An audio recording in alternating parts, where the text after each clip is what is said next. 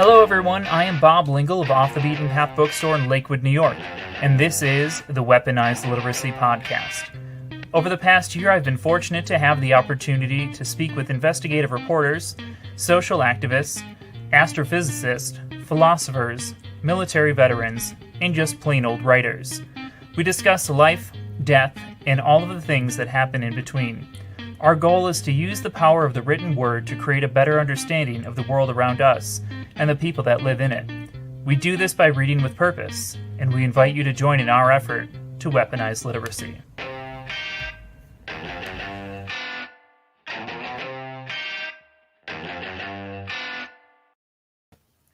Hello everyone, thanks for joining us tonight. Our guest tonight is Philly-based author and a lover of space. Her debut novel, The Rules of Me, was published in 2018. Her short work has been published in Philadelphia Stories, Ghost Parachute, and others. She enjoys staring at the night sky, making food, and petting the nearest cat. Tonight we will be discussing her latest novel, The Original Glitch. Ladies and gentlemen, Melanie Moyer. Thanks for joining us tonight, Melanie. Yeah, no problem. Thanks for having me. I also wanted to thank Lanternfish Press and Feliza for lining up your event, as well as many others throughout this year. We've been having a lot of fun with your publisher. Yeah, she's the hardest worker I know when it comes to setting up events and scheduling and all that. No matter what time I send an email, I get a very prompt response. So yeah. I don't think she ever stops working. No. So thank you for joining us. Can you give us a little summary of The Original Glitch?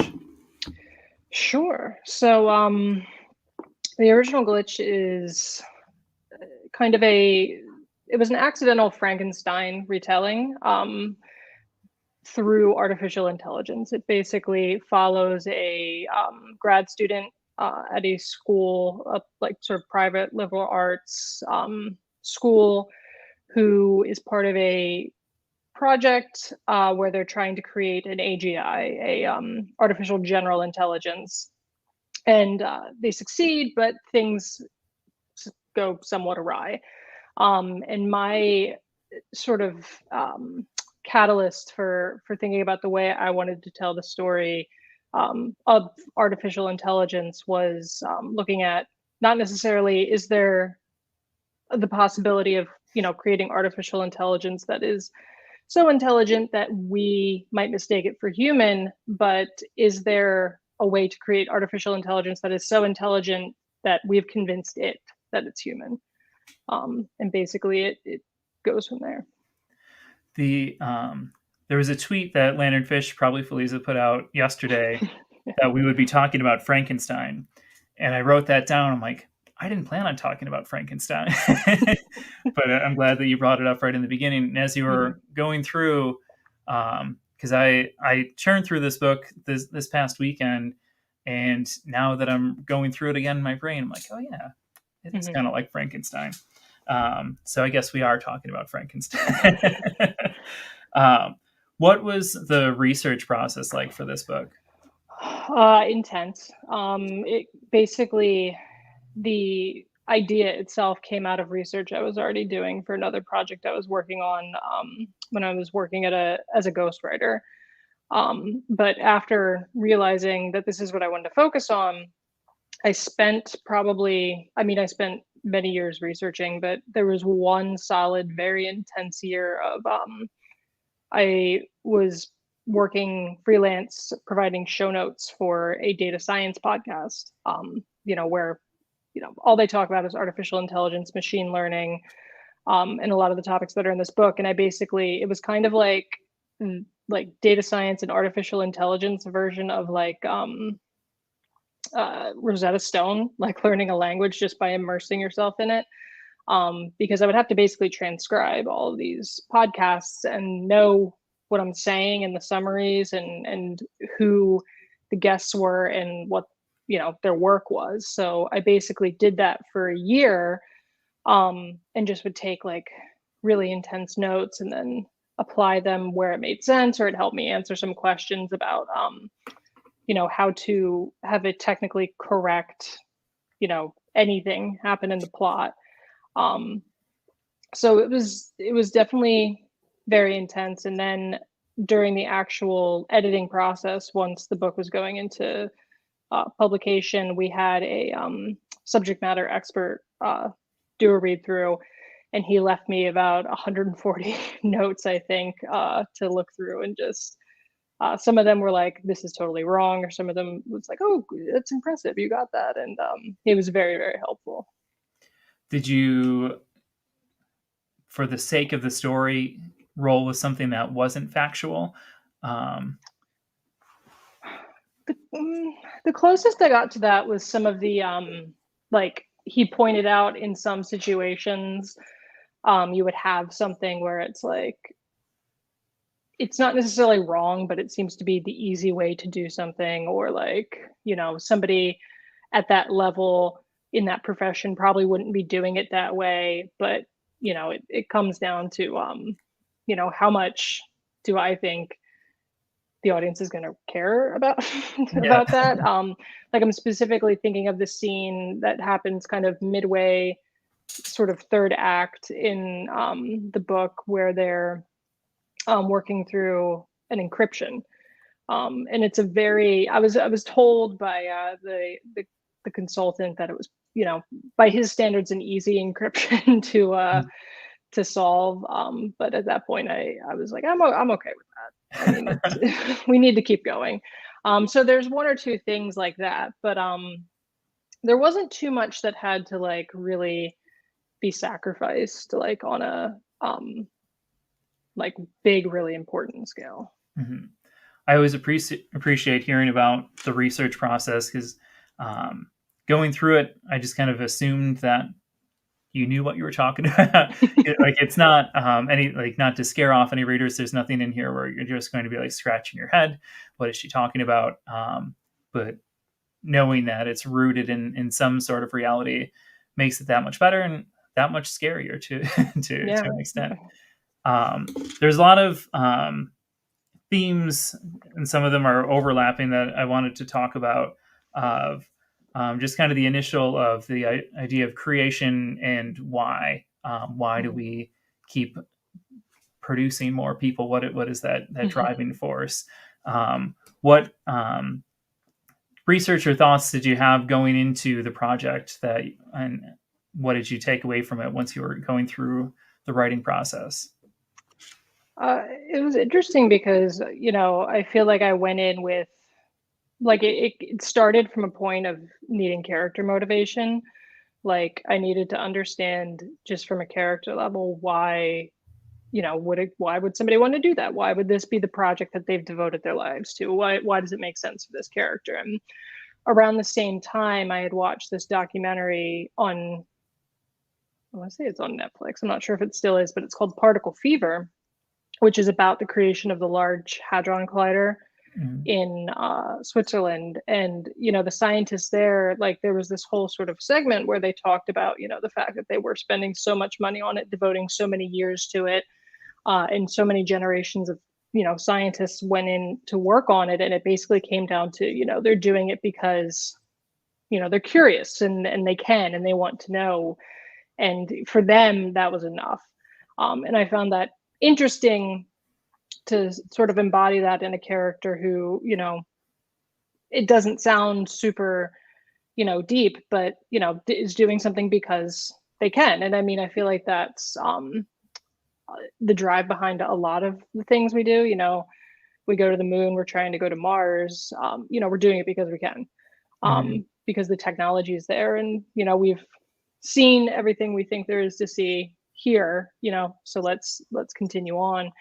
So that's kind of where the, like, catalyst for that started. And then, I started reading, I believe it's David Benatar, who I actually had quoted in the book at one point, but they got taken out during edits. But he's very, I would say he's extreme in his views. He's an anti-natalist, and basically talks about the ethical implications of creating a life, and that sort of thing.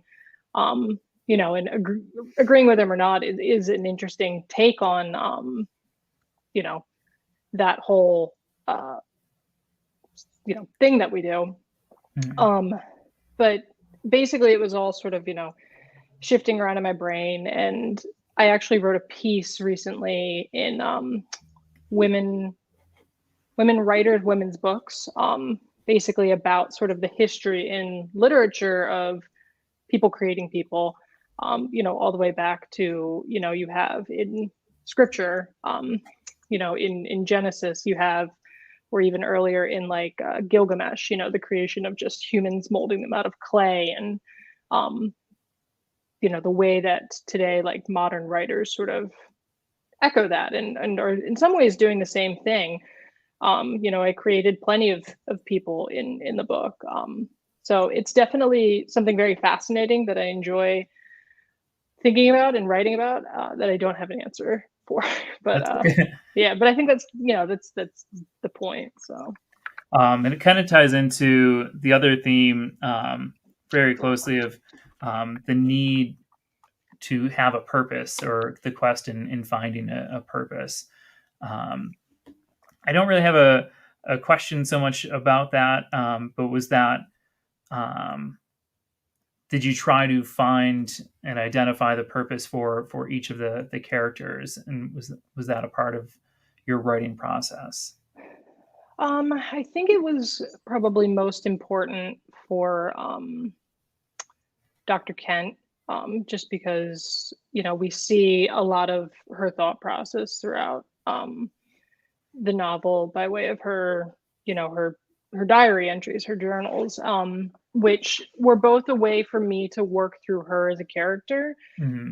and try and figure out where her mindset was, and also to, share information with the reader and sort of flavor events that were happening now, with, what she was thinking, what she was feeling in the past. So she was kind of the one I was really focused on making it make sense, because she's somebody who had so much conviction for this, felt so strongly about it, and had such a tragic result out of it. So I wanted that to feel very real and not like this is just a set piece. I wanted her to feel grounded and like, this is somebody who did want something, and wanted something in her own context for her own reasons, even if, we don't necessarily agree with it or understand it. Um, I wanted to just circle back to your relationship with Lanternfish Press. Mhm. Being Philly based and Lanternfish Press being a Philadelphia based Mhm. publisher, was that, and because we always have people that are aspiring writers that will watch these, was Lanternfish Press kind of the goal for this work, or were you um, fielding it out and it just kind of happened to land in your hometown? Yeah, I mean, they definitely were like top five, if not top three. I mean, the only other thing I think that could beat, getting picked up by them was, magically making the process of publication not, take 3 or 4 years and be at some, one of the top five publishers. But that being said, I mean, they, everyone who works there is awesome.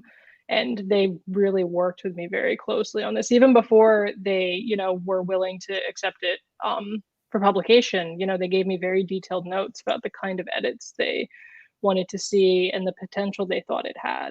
And they gave that to me with no guarantee that, I would come back to them with an updated manuscript and I might take it somewhere else. Mhm.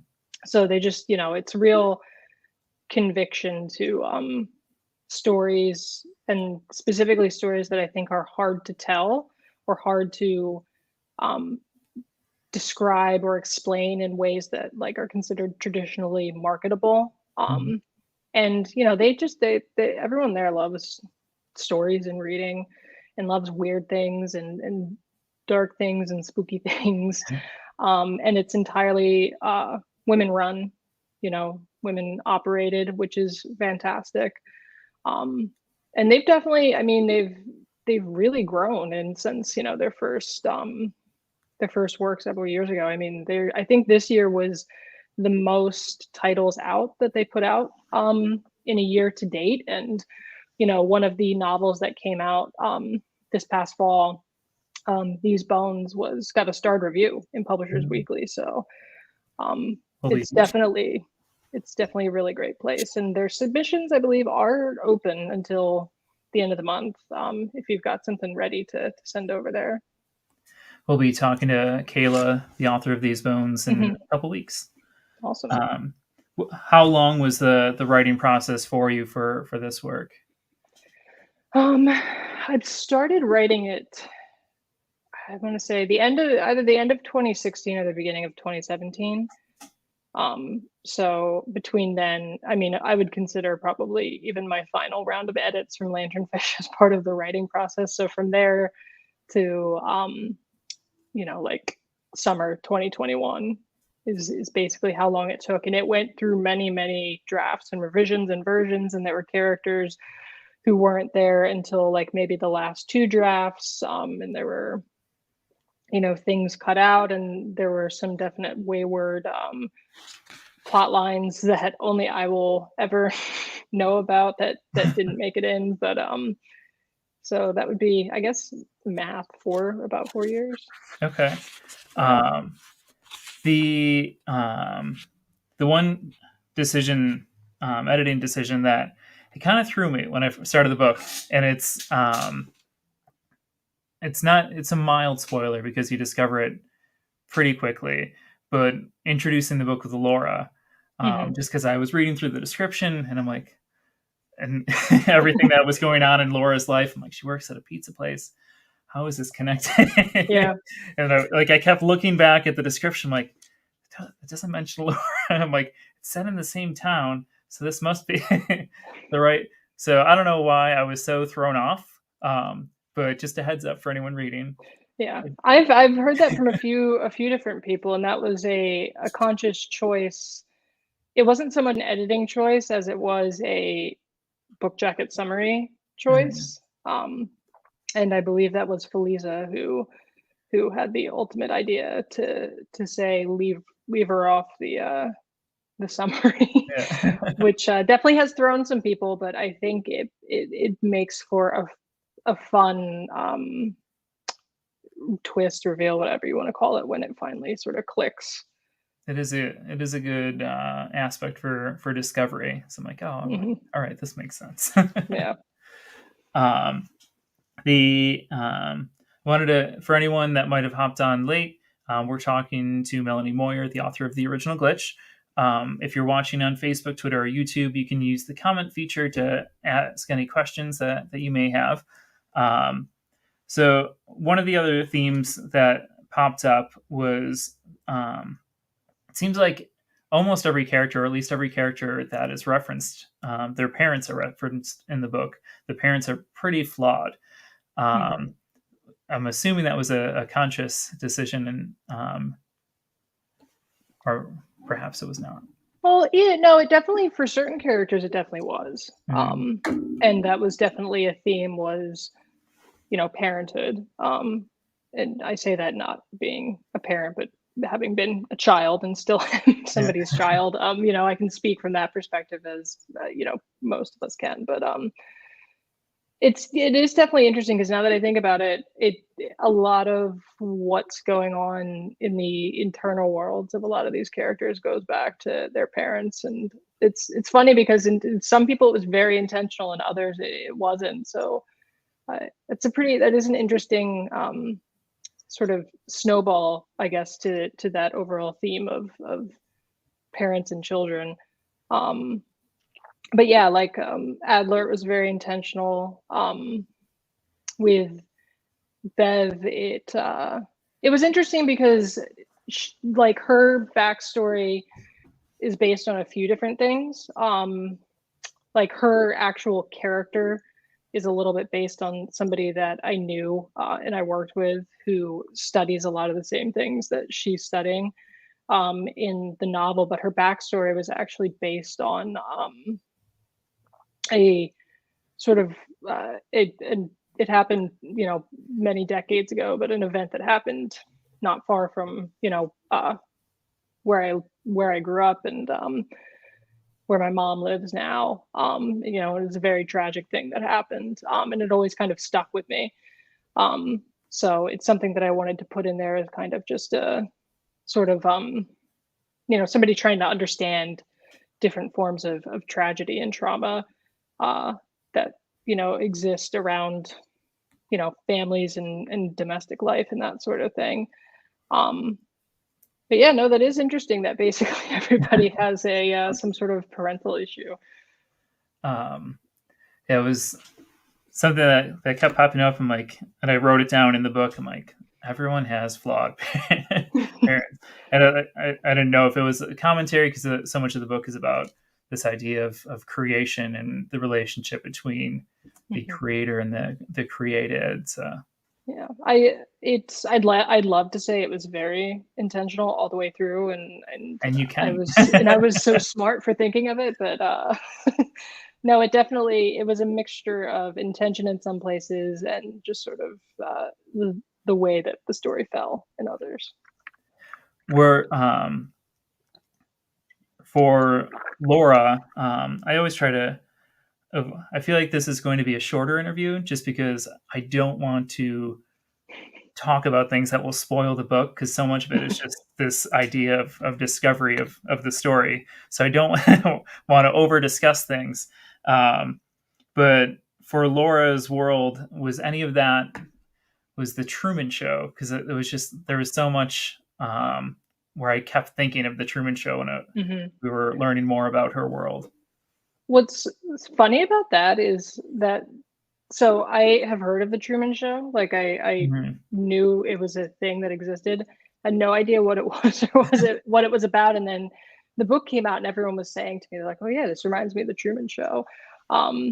Which, it seems like that's a pretty cool, it seems like it was a pretty cool concept and film, but it definitely, somebody else had the same sort of thought I did about what if, and I think plenty of people definitely have, but it wasn't it wasn't intentional, but I'll definitely take the comparison. It's a good movie. Yeah. And then there was another thing where I was like, is this intentional? And I had just recently read Andrew Katz's book, which deals with a vampire.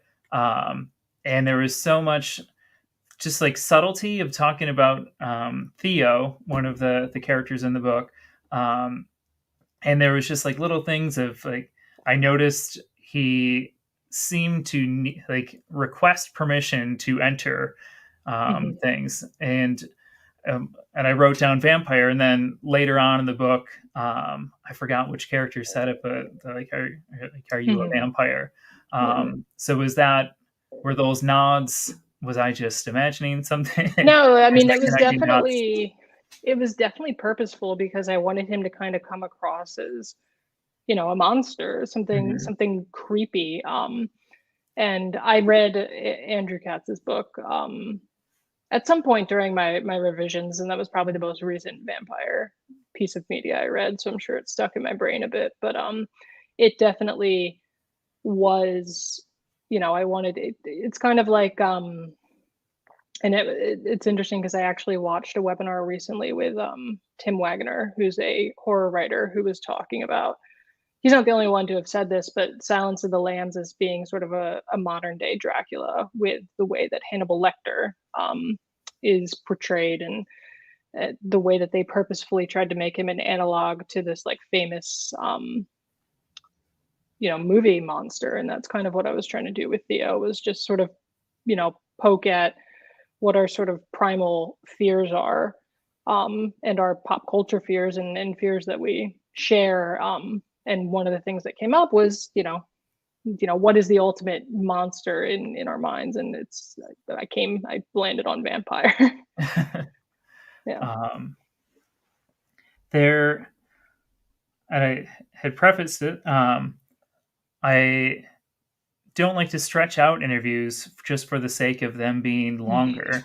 But we ran through the themes that I wanted to talk about, and I really want people to just pick up the book and read it and explore it, because there's so many things that I want to ask you about that would spoil the book for people. So I'm not going to allow people to get that for free. So was there anything that you'd like to add, or any takeaways that you had through the writing process of things that you learned while you're rolling through it? One thing I definitely learned, and this touches on a question you had asked earlier, was that, it's okay for, it's a story. It's okay if things don't always line up the way they would in the real world. And I think that was something for the longest time that was difficult for me in genre fiction, because it felt like if I committed to any one sort of mode of technology or worldview or something within a story, then that was me making a statement on how I felt about the world, or what I thought about the possibility of time travel and that sort of thing. But I eventually realized, no, that's not, it's right, it's fiction.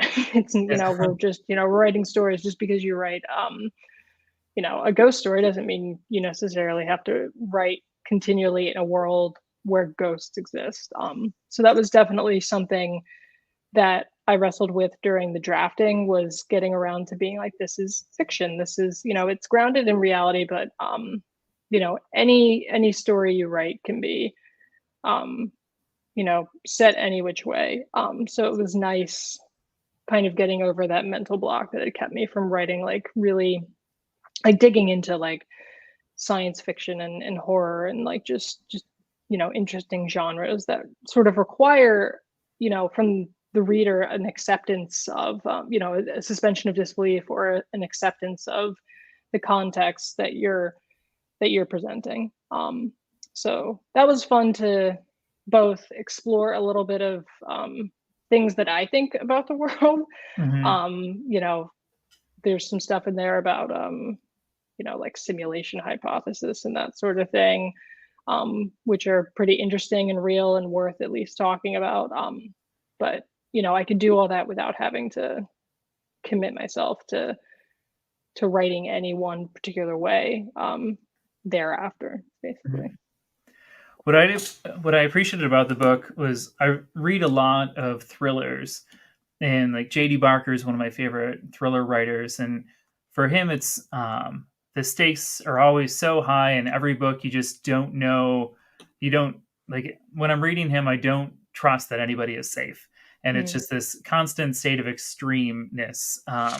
But with your book, it is that, but it's in a much more grounded way, where you hear AIs trying to escape for their computer and take over the world. Like Skynet was referenced in the book. I like that your story didn't have to go that way. The AI didn't need world domination. He just needed to, like, at worst, mess with people and post some pictures on Facebook that so it made it much more personable, rather than the world's going to end because of this robot. It was the world of these few characters was going to be negatively impacted in a big way. So I appreciated the reality there, that it doesn't always have to be the world that's big. Yeah, that was definitely a purposeful choice, because A, I wanted it always to stay close to the characters, and B, I feel that the real dangers of artificial intelligence are in how they can hurt people personally, and I think we definitely, it's funny because Facebook and that whole thing like went down the day before this was released, and I was like, it would be really nice if Instagram and would come back up. So I have a book I need to promote.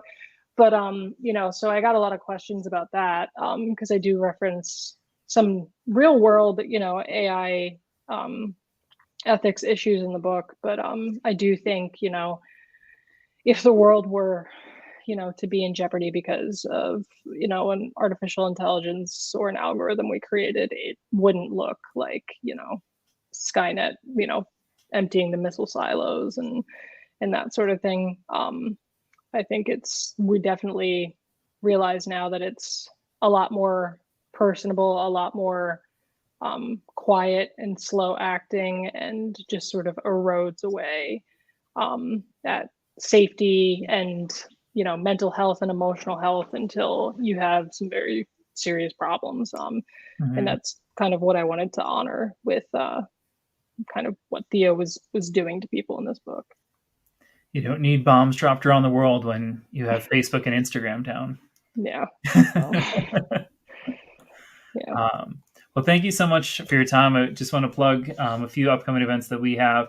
On November 10th, we'll be talking with, can you help me with the pronunciation of her last name? I believe it's Chanel. Chanel. All right. Chanel, Kayla Chanel. I believe. These Bones will be November 10th.